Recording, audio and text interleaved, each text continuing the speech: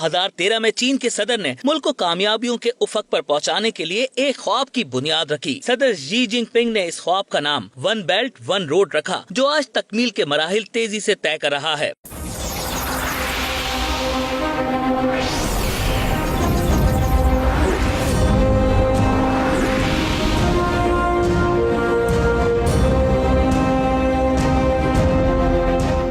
इब्तदाई तौर पर इस मंसूबे के दो अहम जुज हैं। पहला जमीनी रास्ता, यानी ऐसी सड़क की तामीर जो चीन से शुरू हो और बगैर टूटे हुए अफ्रीका तक जाए, जहां चीन ने सरमायाकारी कर रखी है। इस सड़क को सिल्क रोड इकोनॉमिक शाहराह रेशम, ये इक्तिसादी बेल्ट का नाम दिया गया है। सिल्क रोड इकोनॉमिक बेल्ट के जरिए चीन को वस्ती और मगरबी एशियाई यूरोप से मिलाएगी।